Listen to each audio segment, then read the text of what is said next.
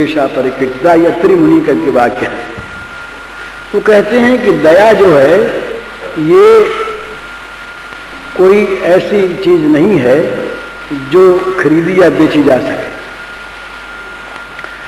दया ये क्या वृत्ति है कि किसी भी प्राणी के दुख को देखकर वो जो दुखी मनुष्य है वो चाहे परायों में हो और चाहे बंधु वर्ग में हो, परेवा बंधु वर्ग, और चाहे मित्रों में हो और चाहे द्वेष करने वालों में हो और चाहे बैरियों में हो, जिसको दुख में देखा उसके लिए वो दुख है, उसको दुख में देख करके अपने में आ गया। अपने दुख को दूर करने के लिए जैसे चेष्टा करके करता आदमी बिना किसी अभिमान के, एहसान के, प्रकाशन के, विज्ञापन के, पूरी लगन से, उस प्रकार उस दुख को मिटाने के लिए चेष्टा करने लगा। इस वृत्ति का नाम दया है। वो तो उस दया में, उस सेवा में उसे इतना सुख मिलता है कि वो अपनी सेवा करता है, अपना ही काम करता है, अपने लिए वो करता है। तो इस प्रकार की जो स्थिति है वो स्थिति वास्तविक सेवा कराने में संलग्न करती है। तो ये दुखियों के साथ मिलकर दुखियों की सेवा करने का जो प्रयत्न होता है ये महाराज भगवान की बड़ी सेवा है। और ये समझे कि इनमें सब ये भगवान जो छोटों में विशेष रूप से देखे, दुखियों में खास तौर पर देखे। जहाँ अन्न नहीं है वहाँ समझना चाहिए कि भगवान यहाँ पर इन सब के रूप में प्रकट होकर अन्न चाह रहे हैं। जहाँ बीमारी फैली है समझना चाहिए कि भगवान ही बीमार बनकर इस समय दवा के रूप में, सेवा के रूप में सेवा चाह रहे हैं। जहाँ विपत्ति आ गई है वहाँ उस विपत्ति के रूप में भगवान आए हैं, वो सेवा चाह रहे हैं, विपत्ति से हटाने का प्रयत्न करे। इस प्रकार निरंतर मनुष्य भावना रखे तो उसको जाने की आवश्यकता ही मिलेगी। उसके पास इस प्रकार के केस आते रहेंगे, स्वाभाविक उसकी वृत्ति अपने आप वहाँ पर पहुंच जाएगी। वो जैसे को आदमी चाहता है उसमें से मिल जाता है। तो ऐसे लोगों की सेवा उसके जीवन का व्रत बन जाएगा। ऐसे आदमी हमने देखे हैं और हम जानते हैं कि जिनकी सेवा का नाम कहीं नहीं है, जिनको कोई जानता भी नहीं है, जो आर्थिक सेवा भी करते हैं दूसरे नाम से और शारीरिक सेवा करते हैं। हमारे वो दागा जी हैं, शिव कृष्ण जी दागा, बहुत पढ़े लिखे नहीं हैं, वो आजकल वृंदावन के पास रहते हैं। उनके आसपास रहने वाले कोई भी हों, चाहे बड़े अफसर हों, चाहे बड़े साधु हों, चाहे गरीब से गरीब आदमी हों, उनकी सेवा से कोई आदमी बचे ये संभव नहीं है। बचे वंचित है नहीं, बचे क्यों? उस प्रकार करते हैं कि जैसे आप आए और आप जाड़ा था, आप पहुंचे, उनको मालूम हुआ कि कोई आदमी आया है और अच्छा आदमी है, जाड़े में कपड़ा नहीं लाया है, रात को सी पड़ेगा। तो आप मंदिर गए, कहीं गए, मेरे पीछे से कंबल रखे आए। कौन रख गया पता नहीं, कंबल आपने ओढ़ करके आप ले गए तो आपकी इच्छा, और वहीं अगर छोड़ गए तो दूसरे दिन जाके देखें कंबल है तो उठा लाए, इसमें कोई आपत्ति नहीं उनको। ये एक उदाहरण। इस प्रकार से उनकी से तो वो दिन रात उनका जीवन सेवा में बीतता है। इसी प्रकार एक हमारे मित्र हैं, वो बहुत रुपया दान कर चुके हैं और करते हैं, पर कहीं उनका नाम आया ही नहीं है कि वो दान करते हैं। बस किसी और के नाम से, कहीं और उनके नाम की कहीं पर चर्चा नहीं होती कि अमुक आदमी ये करता है। ये गुप्त सेवा, गुप्त से हमारे ये रामगढ़ के सेठ रहे पहले, हमारे पोदारों में ही वो हमारे पूर्वज ही थे। उनके पीछे वो जब लोगों को मालूम हो गया तो उसे उन्होंने छोड़ दिया, दूसरा तरीका निकाला। रामगढ़ में थे तो वो जानते थे कि किसकी क्या हालत है, किस भाई की क्या हालत है। तो उनको तो मालूम हो ही जाता कि उन्होंने सहायता की है, तो क्या करते, ये बहुत से इनके दूध होता है घर में, तो रात को ये दही जमाते, तो ये उनका नियम उनके लिए कि दही रात को हम जमाया करेंगे, जो लोगों के यहाँ भेजना है वो हम जमाया करेंगे। शेर स्वयं जमाते, तो वो बहुत से कटोरे छोटे बड़े उन्होंने छोड़े थे, होता था। तो जो कटोरे भेजने के होते, ये पहले ऐसी प्रथा थी अपने यहाँ पर, जिनके घर में गाय होती वो अपने संबंधियों के यहाँ दही भेजते, दूध भेजते, मक्खन भेजते, छाछ तो सब ले ही जाते, भेजा करते कि उनके यहाँ तो आजकल गाय नहीं, हमारे यहाँ गाय है, तो दही का कटोरा भेजते, हमारे यहाँ बहुत आते थे, हम लोग भेजते थे। तो ये यहाँ की प्रथा थी। तो वो क्या करते, रात को वो सब उनका अंदाज रहता है या क्या, उनको कैसे रखते, हिसाब रखते, हमको यहाँ भेजना है, उसकी यह हालत है, उसको इतना चाहिए, किसी में 5 रुपया, किसी में 10 रुपया, किसी में एक सोने की मोहर, किसी में 2 मोहर, इस प्रकार वो रख देते नीचे और रख के जमा दे। दही जम गया, फिर जब भेजना होता तो खुद वो एक कटोरा भाई उसके यहाँ दिया, और ये नियम कर रखा था कि कटोरा खाली करके हाथ साथ नहीं लाना है, कल जब फिर जाएगा तो वो कटोरा आ जाएगा, एक कटोरा जाएगा, पहले से उन्होंने नियम बना दिए। तो ये बरसों तक ये बात चली, फिर जब फैल गई उन्होंने फिर दूसरा और तरीका निकाला। तो घर में किसी को मालूम नहीं हो कि किसको क्या सहायता दी, उनको मालूम है क्या, लेने वाले फिर जान गए थे। जब कटोरा सेठ का आता था तो लोग अंदर ले जाते थे उस कटोरे को, कि अंदर ले जाके उसको दही निकालेंगे, इसमें क्या निकलता है बता नहीं।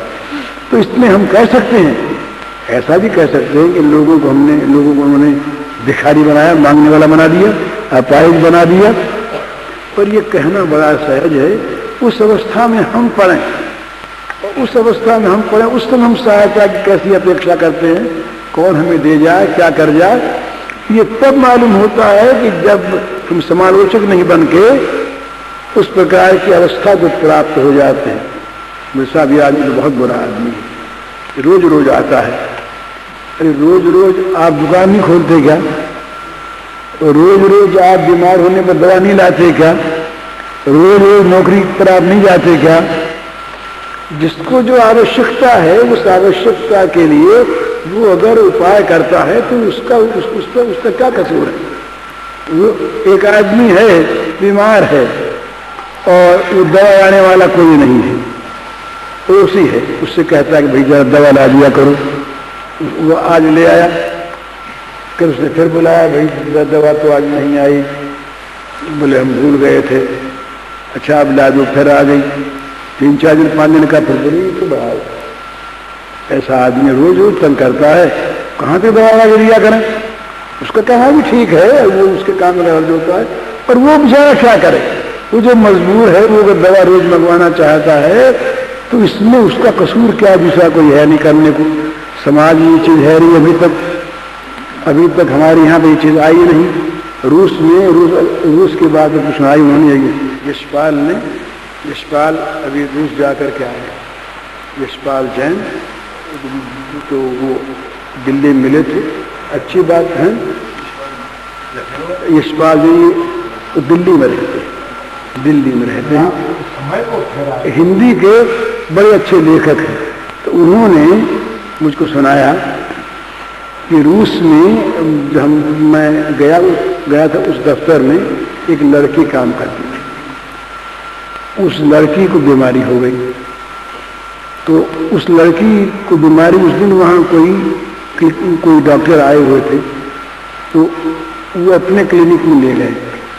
उसका इलाज हुआ, जब उसको छुट्टी मिल गई और छुट्टी के साथ साथ उसको पथ्य इत्यादि के लिए भी उस फर्म से सारा इंतजाम हो गया। वो अच्छी हो गई।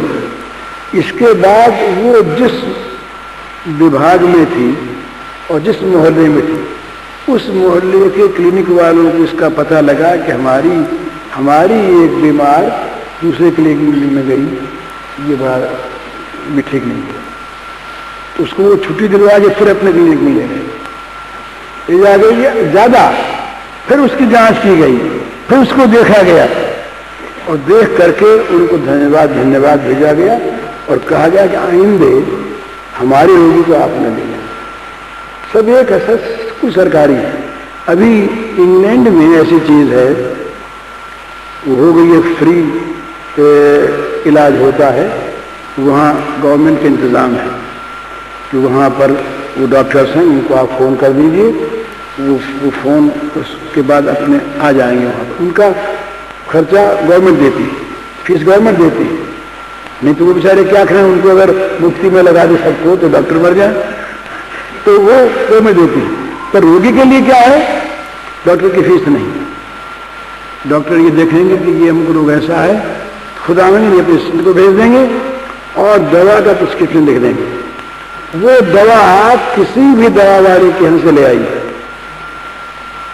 उसका एक बंधा हुआ रेट है, इतने पैसे आपसे देंगे चाहे दवा कैसी ही हो, और इसके बाद जो कुछ पैसा और रहेगा गवर्नमेंट दे देगी।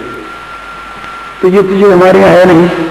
ऐसी अवस्था में अगर कोई रोगी आदमी दवा चाहे, दवा मंगवाना चाहे, पथ्य चाहे, तो बेचारा क्या पाप करता है। उसको अगर हम ये समझते हैं कि ये तो बड़ा लपचेर आदमी है, एक शब्द हमारे यहाँ लपचेर है, जो बार बार मांगे उसको लपचेर कहते हैं, बार बार जो तंग करे, ये यहाँ का शब्द है। तो पर उसका दोष क्या है, तो उसकी अवस्था में अपने को ले जाए, वो अवस्था में ले जाना है बड़ा कठिन, बड़ा कठिन है। एक घटना है ऐसी कि एक बूढ़े पिताजी थे, तो वो कोई घर की बात थी, तो बच्चे से पूछने लगे, अपने लड़के से, जवान से, कि भाई फिर क्या हुआ, तो फिर ऐसा, उसके बाद फिर क्या हुआ, फिर तो ऐसी बात, फिर ऐसा हुआ, 3-4 बार तो उसने बताया। उसने फिर पूछा, वो तो सोए हुए थे अपना बूढ़े पिताजी के घर, कहाँ पर कहते नहीं फिर आए थे बिल्कुल, का फिर क्या हुआ, बोले आप रहने दीजिए, 3 बार बताऊंगा आपसे, मैं क्या फालतू बैठा हूँ, निकम्मा बैठा हूँ, आपको बार बार बताता रहूं, बता दीजिए, आपसे कोई मतलब नहीं। तो उन्होंने कहा, भाई जब तो छोटा सा था और मेरे पेट पर बैठ करके बेमतलब कि एक बार पूछा करता था और मैं तंग नहीं आता था, तो मेरे 4 प्रश्नों पर तंग आ गए। तो ऐसा होता है, ये हमारी स्वभाव की स्थिति है, तंग हम आ जाते हैं। तो सोचना चाहिए कि अगर इस अवस्था में हम होते तो क्या होता, तो दूसरे की अवस्था में अपने को ले जा करके देखे और तब उसके लिए निर्णय करे कि बदमाश है कि नहीं, तब निर्णय करे कि इसके साथ क्या व्यवहार करना चाहिए, और तब निर्णय करे कि इसे क्या दंड होना चाहिए। नहीं तो वो ऐसी चीज समाज में बहुत होती है महाराज, कि जो मजबूर कर देती है आदमी को अमुक काम करने के लिए, दुख, वो व्यवस्था दुख है। तो दुख में पड़ा हुआ आदमी जो है वो हमेशा दया का पात्र होता है, प्रेम का पात्र होता है, सेवा का पात्र होता है, सहायता का पात्र होता है, वो घृणा का पात्र नहीं होता। तो दुखियों के प्रति जो मनुष्य की सहानुभूति है, दुखियों के प्रति जो मनुष्य की हृदय का सम्मान है, उसकी बड़ी महिमा है। उस सम्मान की इतनी महिमा है कि वो वहीं पर प्रतिफलित होती है कि जहां वह सम्मान होता है। ये द्रोण को द्रुपद ने हटा दिया, उसी महाभारत की कथा है। द्रोण और द्रुपद ये गुरु के घर एक साथ पढ़ते थे, और गुरु थे द्रोण के स्वयं पिता ही। तो जब छोटे बच्चे थे तो आपस में मैत्री हो गई, दोस्ती हो गई, तो दोस्ती में बड़ा प्रेम बढ़ा। तो द्रुपद ने कहा कि भैया अगर मैं राजा बना तो तुमको आधा राज्य दे दूंगा, तुम भी सुखी रहोगे, मैं भी सुखी रहूंगा। बोले अच्छी बात। द्रुपद राजा हो गए। द्रुपद राजा होने के बाद द्रोण के घर में एक बार वो बड़ी तंगी आ गई, दूध भी नहीं रहा, पीने को अश्वत्थामा होता रोज, दूध मिलता नहीं। तो कहा जरा द्रुपद के पास वहां राजा हो गया है, राजा ने तो गाज नहीं देगा। तो गए ये जाकर के द्रुपद के दरबार में इन्होंने कहलवाया कि दूर खड़े हैं बाहर, मिलना चाहते हैं। तो कहा कौन द्रोण?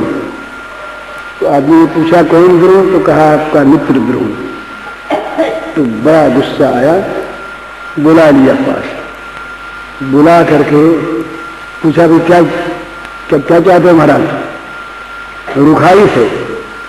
तो कहा भैया भूल गए, हम तुमके मित्र थे ना द्रुपद, और तुमने क्या कहा था कि जब मैं राजा बनूंगा तो राजा दूंगा, तुमको याद है? तो द्रुपद ने रुखाई से कहा कि कहीं बचपन की दोस्ती का कोई पत्ता हो जाता है? बचपन से कोई कह दिया था तुम दरिद्र और हमको मित्र कहते हो? ये महाभारत की बुनियाद में, महाभारत की ये भी एक कारण बना, ये भी एक कारण बना द्रुपद वाला भी। तो द्रोण के हृदय में आग लगी। द्रोण ने कहा बस अब तो यही बात है, इस द्रुपद को उसका मजा चखाना है। तब दूसरी बात कर दी। और उसी जमाने में श्री कृष्ण ने सुदामा को गले लगाया, प्राचीन मित्रता को लेकर के। वो भी गुरुकुल में साथ पढ़े थे और कोई संबंध नहीं था, वो भी गरीब ब्राह्मण थे, पर उन्होंने जो गले लगा दिया तो लोग चकित हो गए। सारी द्वारिका के लोग आश्चर्य करने लगे कि ये हो क्या गया, ये बिल्कुल कंगाल। वो केवल कंगाल हालत में नहीं, उसकी सकल सूरत ऐसे कंगाल की थी, सी से पगा न जगा तन पे प्रभु जाने को आई बसे कहीं गामा। धोती फटी लटी की पटी नहीं पान पान है कि कछु सामा, द्वार खड़ो दिल दुर्बल एक रहे चिकित्सो वसुधा बरामा, उचित दिन दयाल को धाम बता रहे आपने नाम सुदामा। ये जब गए हैं सुदामा, जब गए बड़ा मजा हुआ। ये पहले तो सुदामा जी जो थे ये जा ही नहीं रहे थे, बहुत समझाया ब्राह्मणों ने कि जाए भैया, वो आपके भैया जो है वो बड़े धनी हैं, राजा विश्व, तो महाराज आप जाए उनके पास, कुछ मांगे लाए। तो ये कहा हम मित्र से नहीं मांगने जाते, मांग से नहीं, हमारा तो काम नहीं मांगना है, जो मिल जाए सो ठीक। बड़े अभिमानी ब्राह्मण थे, नहीं गए। तो स्त्री के मन में आए एक दिन के भी जाते तो नहीं है, पर और मांगेंगे तो ये नहीं, पर एक बार इनको भेज दें यहाँ वहां पर और इनकी शक्ल सूरत को देख ले तो जरूर दया आएगी, भेज दें। तो स्त्री ने कहा कि महाराज एक काम करो, उनसे आपका प्रेम बोले बहुत प्रेम, हम तो मैं एक ही हैं।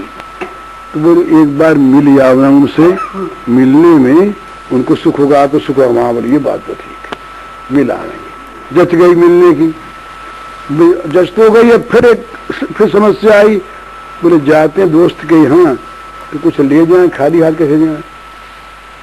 अब घर में कुछ रहा नहीं, बेचारी ब्राह्मणी देख कहां से, वहां तो बिल्कुल फाका कैसी होती रोज।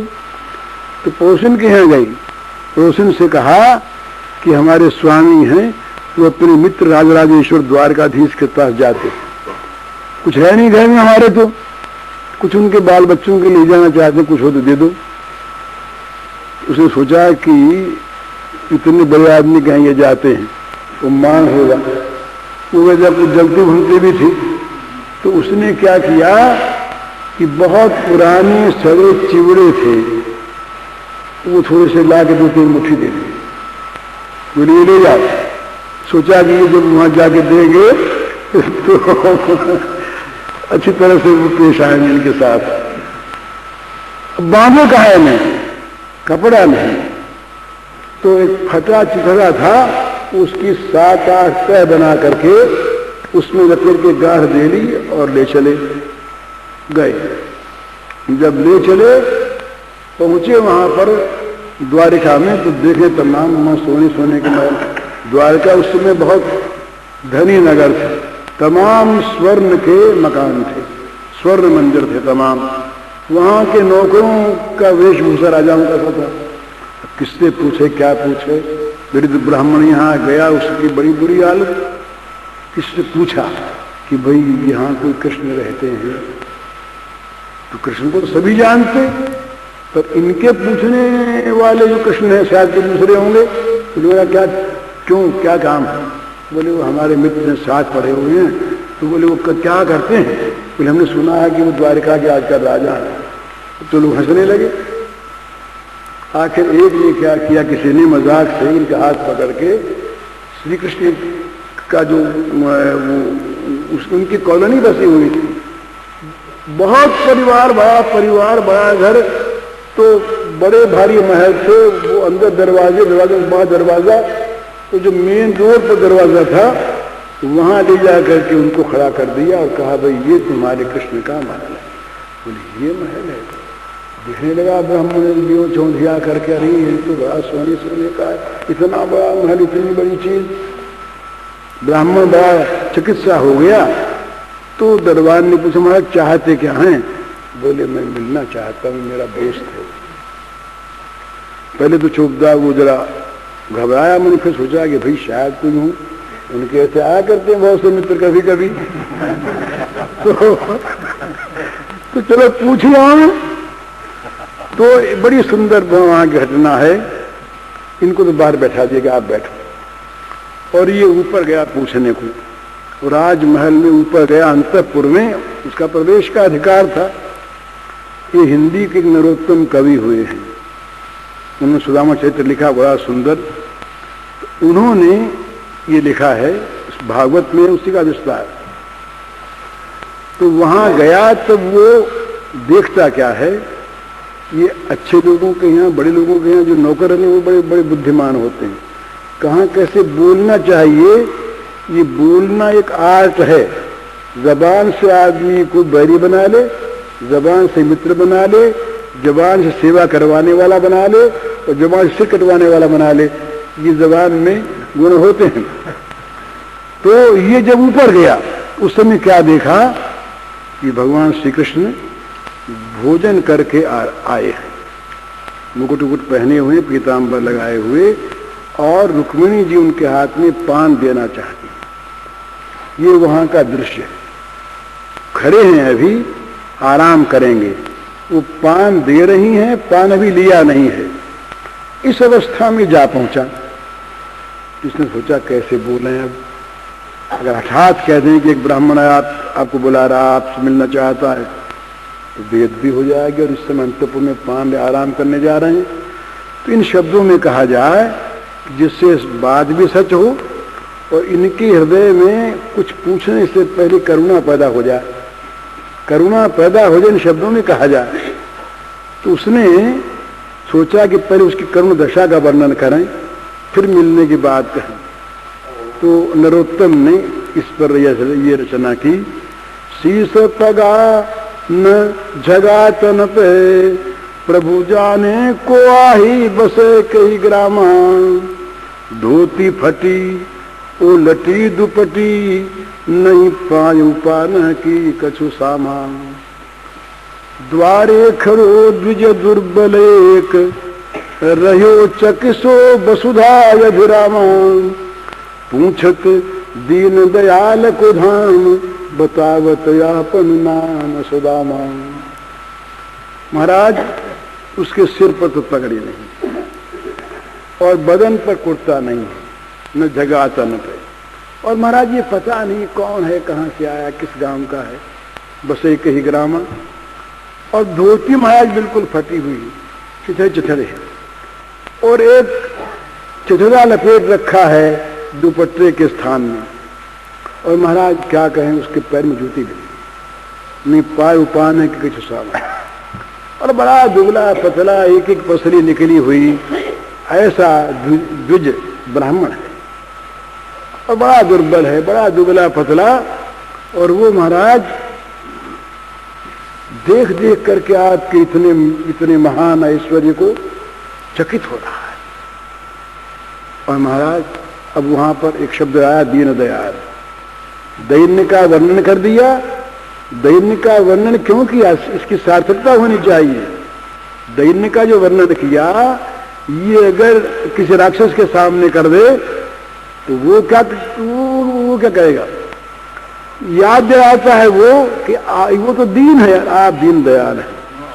पूछे तो दीन दयाल को धाम, कृष्ण का धाम नहीं पूछता, ऐसा वो दीन है, वो दीन दयाल का धाम पूछता। और महाराज कहता मेरा नाम सुदामा। ये कहा बड़ा मनोवैज्ञानिक असर, ये कहा कि श्री कृष्ण ने सुदामा आ गया, सुदामा मेरा सुदामा आ गया, चलो चल जल्दी चलो, जल्दी चलो, जल ले चलो, कल से ले चलो, परात ले चलो, गंगा जल ले चलो, दौड़ो दौड़ो, उनका स्वागत करना है, पैर धोने हैं, सब चलो सब चलो।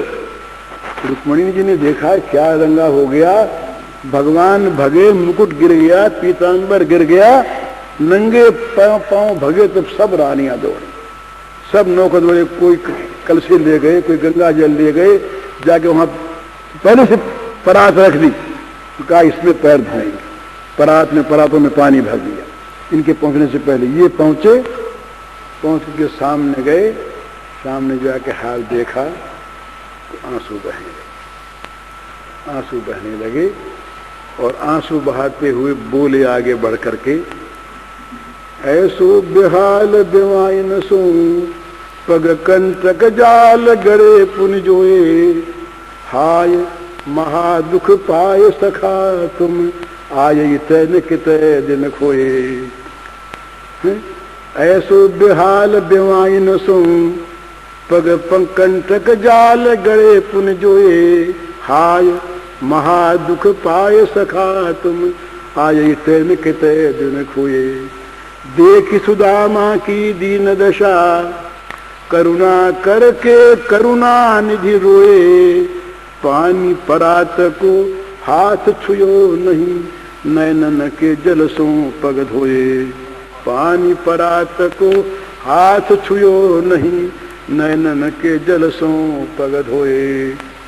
लिपट गए, अरे मित्र तुम्हारे पैरों में बीमारी फट गई, अरे कितने कांटे गड़े हुए हैं, राम राम राम, बड़े दुख पाए तुम। यूं कहते कहते करुणा और उमड़ी, आंसू की धारा बह चली, लिपट गए, आलिंगन कर लिया सुदामा का सिर श्री कृष्ण के वक्षस्थल पर, यूं ऊपर इनका सिर, आंसू की धारा बहती है, सुदामा के मस्तक का अभिषेक करती हुई नीचे जाकर उनके चरणों को धो देती, ये दशा। अब इसके बाद जो हुआ ऊपर ले गए, ये वो कहते हैं इस प्रकार 3 पहर तक ये दोनों वहां पर आम रास्ते पर बेहोश, बाहरी होश नहीं रहा, दोनों को लिपटे रोते रहे, इकट्ठे हो गए, सारे दरबारी लोग आ गए। श्री कृष्ण द्वारकाधीश के अधीश, उग्रसेन के राज्य निर्माता, राज्य देने वाले, ये दशा जब देखी सब इकट्ठे हो गए। आखिर उद्धव और अक्रूर ने आके दोनों का हाथ पकड़ा, अलग अलग किया, ऊपर ले गए, ऊपर ले जा करके उन्हें बैठा दिया अपने पलंग, और नीचे बैठ करके कांटे निकालने लगे। पीतांबर से अपने पीतांबर को लेकर के पैर पोंछने लगे, और फिर कहा अब जल और लाओ, जल और लाया गया, रानियां सब लाई, लक्ष्मी जी, रुक्मिणी जी, पैर धो करके बोले कि आज देखो ना, आज हमारा घर पवित्र होने वाला है, इस जल को ले जाओ रानी, और सब महलों में छिड़क दो कि आज हमारा घर पवित्र हो जाए, श्री कृष्ण का घर पवित्र हो जाए दरिद्र ब्राह्मण के चरण धूल से।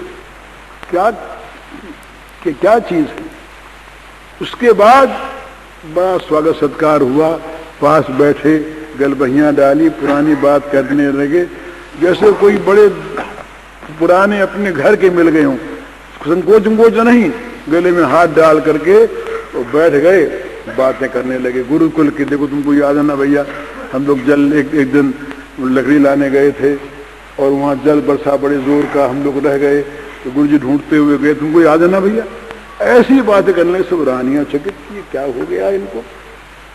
उसके बाद अब एक बात इनकी कह देता हूं, बोले कुछ लाए भी हो। अच्छा, ये बेचारा अब तक तो सोचा था इसने, सुदामा ने, कि अपने तो लाई हुई चीज उनको देनी है नहीं, मौके से फेंक देंगे कहीं पर अच्छा उनको न पता लगे, बात ही न चले। वो तो था चुप। अब अकस्मात ये बोले, अकस्मात बोले कुछ लाए हो कि नहीं, कुछ भेजा वजह भाभी ने। अब तो 100 घड़े पानी गिर गया। वो बेचारा देखे कि कहीं मौका लगे, कोई आसपास कोई इसको फेंक दे, तो तमाम रानियां घेरे खड़ी, खिड़की के पास नहीं। श्री कृष्ण उनके चरण पकड़े बैठे। अब फेंके तो कहाँ फेंके, बड़ी मुश्किल, बड़ा असर। बोले भाई लाए जरूर दिया होगा, और ये तुम छिपाते हो, तुम देते नहीं, जरूर लाए होगे। वो ऐसे नहीं कि खाली हाथ भेज दे, कुछ तो भेजा ही होगा। क्या दें, ये सड़े चिड़वे हैं, और यहाँ पर ये इनका वैभव है। बड़ी शर्म मालूम हो। उनका जरूर ला। अरे बोलिए काख में क्या है, अब जो बोले यूं करें, यूं और वहम हो जाए, कुछ है जरूर। बोले कुछ दिखता है, बगल में कुछ दवा दिखता है, दे दे नहीं, यूं कह करके, और भगवान ने छीना, बगल में छीनते